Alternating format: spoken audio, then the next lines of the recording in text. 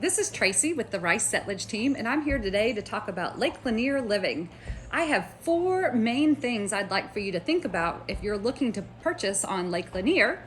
And we're going to start with the really overarching #1 thing that you need to know if you are going to live on Lake Lanier, and that is, how do you plan to use the lake? Are you going to be boating? Are you going to be boating out to dinner?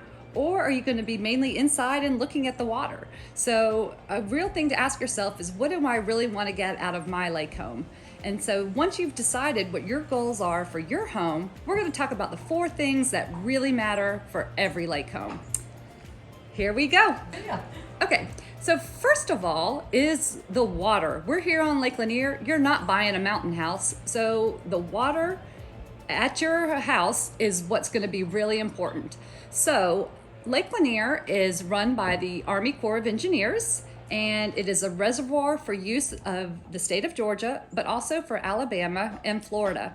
So the Army Corps of Engineers adjusts the lake levels based on the needs of the communities that they are serving.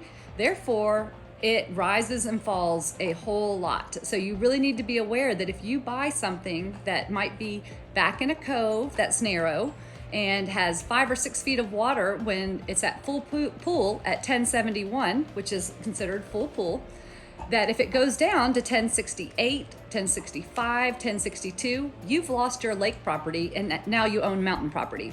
So you really want to know what the depth of the water is, not just on the day you're buying, but also what it could be throughout the summer. We can look at historical trends, we can look at Google Maps and see where that is going. Okay, next is location in the cove can be a really important factor. So I am right here in the middle of the cove.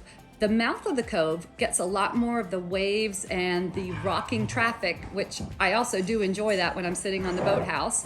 And then the back of the cove is, that's my dog. She's saying, come here, come here. All right, so she's saying, hey, don't ignore me anymore. So if you live in the back of the cove, it will be a lot quieter. You won't get the boat traffic. You can float in the water all the time, have friends, have your kids out there, and not be as concerned as some of the fast boat traffic that might go by if you're at a busier section of the cove. Those wakeboard boats are creating really big waves, so you also are going to need to make sure that your boat and your belongings are secured, because your dock is going to be rocking a little bit more. So that is just one thing to think about. So your access on the water, your water at your dock is going to be really important, and there's lots of different facets that go into just that one item of Lake Lanier living. Join my next video and we will talk about the next major factor that you're going to want to consider.